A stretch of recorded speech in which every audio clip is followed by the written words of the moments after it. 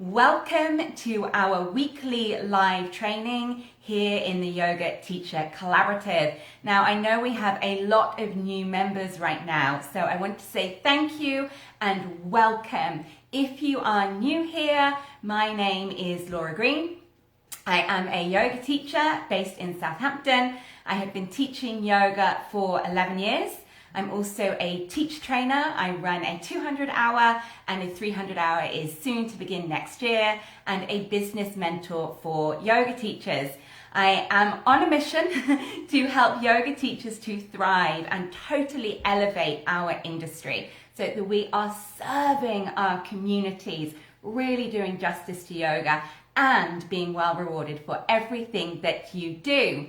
Today's topic is a little behind the scenes of setting up for a weekend yoga retreat. Why? Because I'm setting up for a weekend yoga retreat today. So I will be leaving home at just gone 2 o'clock to my venue in Hampshire for a weekend retreat, Friday through to Sunday. We've got 16 guests coming. The retreat is hosted by me.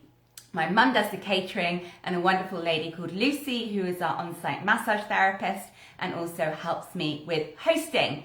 So as you know, we have 20 minutes for this training, but as you can imagine, training on how to lead, host, run, advertise, market, build a yoga retreat takes more than 20 minutes. So I would like you to put any questions when they come up in the comments so that we can select the right things of this process that are for you right now, what you really want to know. I might not see them all, but I'm going to try keep looking down at the comments. So first things first, why should you run a yoga retreat? Only if you fancy it, if you're called to do it, if it's something that excites you. There's no should in how you should run your business. You can offer yoga in so many ways, but if you are drawn to have those longer experiences with a group of students where you can have the time to explore more in the yoga sessions, your students can have longer for things like long shavasanas, yoga nidra, and you can also take your students away from everyday life so they can really immerse themselves in yoga as well as rest and relaxation. Then running yoga retreats can be a great way to do it. My advice is build things up bit by bit. You build your yoga business up in just the same way someone builds a yoga practice. So say, for instance, a new student wanted to do a headstand. You're not going to run straight into a headstand at the middle of the room. That would be vulnerable, irresponsible, and just probably not going to have the best, most enjoyable experience. Same thing with a brand new yoga teacher, run straight into running weekend retreats. We have to build you up to this, okay? So the best way to build up, just like you build up a headstand, start with the foundations. The foundations being cultivate a loyal following of students by attending your classes. When students have been attending classes with you for maybe 6 to 9 months or so, and you've been building up your teaching practice, move into hosting your first workshop. So make it a 2-hour workshop that's a longer experience for your existing students. Then cultivate your experience, hone your craft in running workshops. So holding space for these 2-3-hour yoga classes. Then from there, I would recommend you dip your toe in the water with a day retreat, because there is less moving parts of a day retreat and less costs in setup. So run a day retreat. Now your audience, your student population is getting bigger as you're running more classes, you're building a name for yourself, and your students are getting used to these higher priced and more in-depth yoga experiences with you and are craving that, and you're becoming a more experienced teacher at holding space for that.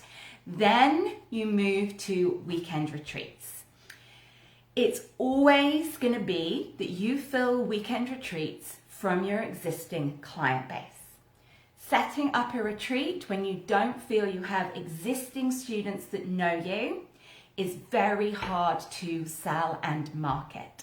There are so many retreats out there, and you have to ask, why would a cold audience come and book a retreat? You get a couple, like I do have 4 friends coming on my retreat today or this weekend that I've not met before. They've been established for a long time. So you build slowly, build your student base, and then offer retreats for your student base. Not only does this make a retreat actually something you can fill, but trust me, it makes it so much more enjoyable to teach. I have taught on retreats for other companies when I turn up as the teacher and don't know any of the people. And especially as an introvert, that is nowhere near as enjoyable for me. I like taking my students that I know their practice, I know what delights them, I know what they want to explore, I know about them, I want to sit at lunch and have a chat to them. I want to take those students on retreat and spoil them. I don't really want to work with a room of strangers. That might just be me, but it probably isn't. So that's my first top tip. Only start to run retreats when you have a student base you know and love, that you want to spend a weekend with and they want to spend a weekend with you. Then it's about finding the right venue. Don't make it too far away. I'd say tops 90-minute drive for your students, and since it's your student base, you know where most of them live. So tops 90-minute drive. This one's actually only a 10-minute drive for me today. So find your venue. Yes, you can look for places that are already set up as yoga retreat centers. These can be hard to get dates. They can be expensive. But the plus side is they're often already set up with lots of yoga props and bolsters and beautiful spaces to hold retreats. I don't very often go that route. I will normally look on hen party websites or property websites, even Airbnb for large properties. Large properties that I can host a retreat. That is normally cheaper. There's more availability. The downside is there's never any props. So Laura and I, you said, were just chatting about filling up my car. I have an estate car and it is full to the brim. I'm talking 16 bolsters, 16 yoga mats. My students will put their mats on top of the mats, but I like to lay the room out. I take everything, lights, tea lights, the lot in the car. So that's what I would say if you're looking for a venue. Start by looking on as if you were looking for a big house for a hen party, party homes, Airbnb, connect with other yoga teachers, collaboration over competition, find out where we're going, if there's anywhere we'd recommend. Then, Lawrence just said she has so many candles. Yes, me too. But it's a summer retreat. It's never going to be dark. I can't light my candles. Then, when you are looking for retreat places, my first top tips are all the rooms twin occupancy. I will get occasionally a couple, but don't bet on getting couples. Most of the time you'll get single travelers. Yes, you can offer a few single occupancy, but I like to keep my retreats for my client base, and I don't live in a particularly affluent area, so I want to keep my retreats affordable. Therefore, I want to offer the option of twin occupancy. So that is the first question. Is the venue twin occupancy bedrooms? Ideally, I want ensuite. If I can't get ensuite, just plenty of bathrooms. So there's no more than about 2 to 3 people sharing a bathroom. Next question. Is there a space you can all gather in for yoga that is not the lounge space? This is a bit of a deal breaker for me. I don't want to have to be pushing back sofas to set up the yoga and then pulling the sofas in later so people have a place to relax. So that's the next space. Is there somewhere that you can all gather to yoga? If there's not, move on, find somewhere else. Then, is there somewhere you can all gather for dinner? I'm a bit weird. I think other people will agree with me. I don't want to eat where I yoga. So where I am this weekend has a beautiful event barn, and that's where we'll do the yoga. They recommend that we eat there, but I won't because I don't want to eat where I yoga. And also I just want to set the yoga room up beautiful and leave it like that. So is there somewhere else that you can all gather to eat? It's a little bit different at the moment with COVID, and that we're not sitting more than 6 people together due to the socializing rule. So at the minute, I'm using one venue that has 4 self-catering holiday lets, and then this event space, and people will dine in groups of 6 in each of the cottages. That's a lot of work for me and my caterer, which is my mum, but we will manage it. So is there ideally somewhere you can all get together to eat moving forward? Let's hope social distancing is gonna end. Is there a place you can all get together? And then win-win, twin rooms, ensuite, somewhere for the yoga, somewhere you can all get together to eat. Then let's go for it. Next up, what's the price? Find out the price. How many people can you take? How many people do you want to take on a retreat? Depends on how cheap the venue is. So if it's quite a cheap venue, so you can still get a decent margin on a few number of people, a retreat for sort of 10 to 12 is lovely. But I've done retreats in the UK to up to about 18, and I've done retreats regularly in Goa with groups of 26 to 30, and I can still create that nurturing, intimate environment. So it's really open how many people you can have on a retreat. It's as many people as you can teach in a class. If you can hold space for that many people in class, you can hold that space for that many people on retreat. Then, what kind of things are you adding to it? If you are a new teacher and it's your first retreat, maybe collaborate with someone and you can share teaching the yoga. Maybe you're a more yang, dynamic teacher and you can do the morning, and then you've got a bestie who's a more yin, restorative, and they could do the afternoon. Collaborating is a great way to get started. But other than that, new teachers tend to add a lot. Every time you add an extra person, so you book a cooking workshop, you book a nutritionist, you book a sound bath, all of these things are nice, but they add a lot of cost. You want to keep retreat costs quite low so that you can keep the price low, so you can make it affordable, and then you're more likely to sell it. So my retreats, as I said at the beginning, it's just me.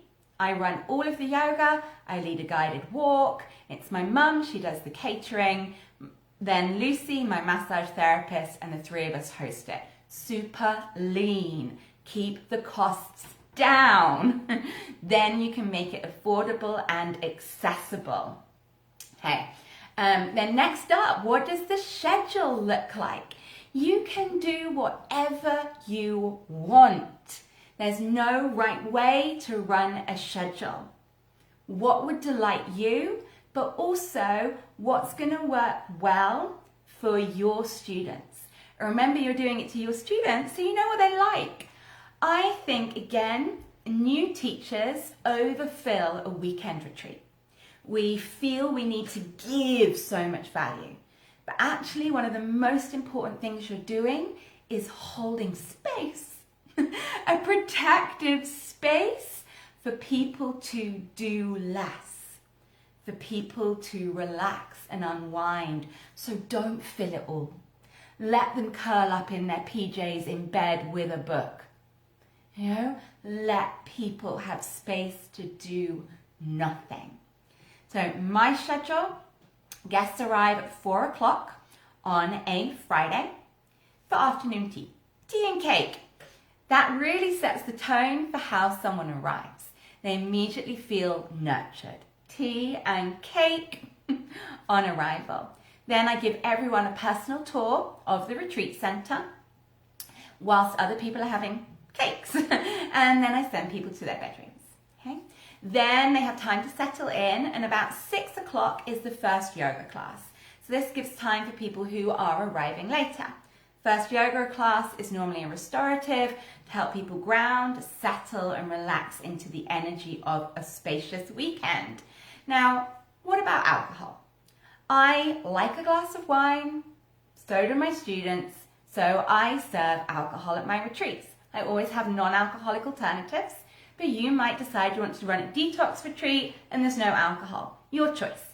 But after my opening yoga class, we have a glass of Prosecco. normally in an opening circle, and people sort of chat and start to get to know each other with bubbles and canapes. Again, this makes people feel special and nurtured.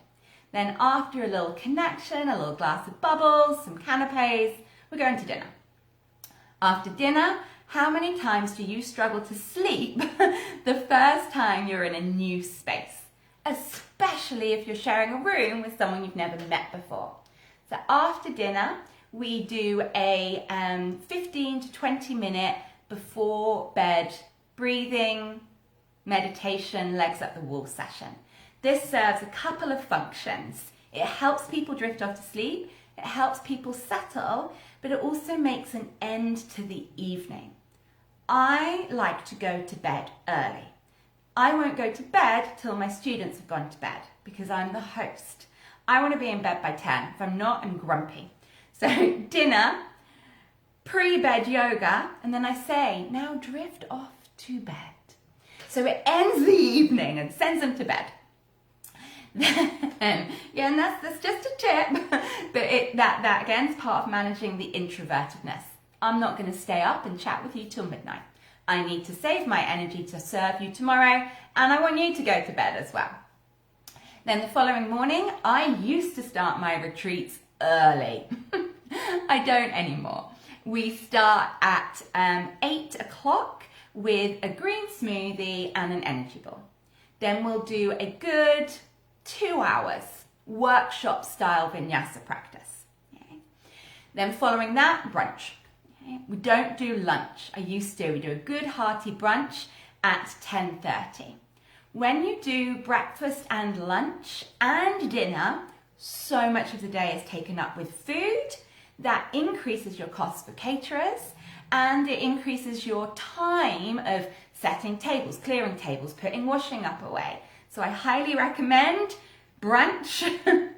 Then you have spacious time in the middle of the day. Leave spacious time. I'll guide a walk. Okay? Or I have my massage therapist. I encourage people to curl up with a book. 3:30, the afternoon tea. Then yin yoga, Saturday evening, dinner, meditation, or obviously not right now. I would do a little kirtan, chanting, again after dinner for the same reason as the night before. It closes the evening, people drift over to bed, Laura can be in bed by 10:30. Rinse and repeat Sunday morning, 8 a.m, get up, green juice, energy ball, yoga class, brunch, and then people go home and we're done by 12, which gives me lots of time to pack up, then get home, unpack, rest, recharge my batteries. So some other top tips to share. Don't fill it too much, leave spacious time. Spoil your retreat guests with time and attention. A lot of people will spend a lot of time and money on doing gift bags. I used to do gift bags and they didn't seem to add anything. People didn't even really seem to notice them, no matter what delights I'd put in them. So I don't do gift bags anymore. But you know what I do? A handwritten personal welcome card to every person. And I take time to write that and personalize it. That goes so far. It's what I keep coming back to, real relationships with real people, personalized, handwritten welcome letter to everyone. And then at the end, I send them away with homemade raw chocolate as a thank you for attending. Lauren's just said she gifted people malas before. Yes, I like that. I've gifted people malas when I've done retreats in India, and I give it them on the last day, and we'll do a japa meditation. We'll do when you count through the mala beads. So I'll teach people how to use mala beads, just like Lauren does this for me as well. The meaning, the history, the significance of mala beads, and especially if we're in India, can be supporting the ladies on the local market, buying them there as well. But don't worry so much about gifts. If there's something you can do and bring it into the retreat, great. Now, what about a theme for your retreats? Is it a chakra retreat? What is it? I don't theme my retreats, be them weekend or weeks abroad. Just is a weekend yoga retreat or a week retreat to India or Spain or wherever I am. Then I wait until I see who I've got booked in. And because I sell my retreats to my students, once it's booked, I can look at the names and go, right, what would they like to do? And then I will pick a theme, okay? Pick, especially if it's a week retreat. We've done a journey through all the different myths of the asanas in a week. We've done a journey through the koshas. We've done a journey through the chakras. But I won't choose the theme until I know the guests. And that's a real big tip. So don't sell it with a theme unless you feel particularly drawn to. Leave it open. Then choose your theme that's going to delight the people that are there. Remember, that's what we're here to do. We're here to serve the students. So having looked at my people that I've got this weekend, I know my theme is rest. And the weather is supporting that. I saw Lauren say right at the beginning that she's got a weekend retreat this weekend as well, and it's raining. Every time I have run a weekend summer retreat, it's rained. So Lauren, it's probably my fault, booked the same weekend. Don't fight it. People need rest more than they realize. When it's a beautiful sunny day, people are out, active, walking, they do more. When it rains on my retreats, people put their pajamas back on, they snuggle into bed or on a sofa and read a book. So I've got just a couple more minutes. Could you see if there's any questions? So type me some questions if you've got any, because I said this is a vast topic. We do have a whole training on this in the mentorship program because it's a vast topic. But any questions right now, type them into the chat for me. Other things I'd say, if you're going to do annual retreats, try and keep the same weekend. So I always do the same weekend every single year in October. And you know what? You've not been able to book that retreat for about 3 years because the same people that go every October at that weekend say, Laura, book me in for next year. Because they know it's always the same weekend. It's the first weekend of the October half term. Sold out every year, a year in advance. Put retreats on as far in advance as you can. I've got my 2022 diary sorted. It'll give you more space and choice of venues. So look a year, 18 months out. How long do you make the first class on the first night, Anna said?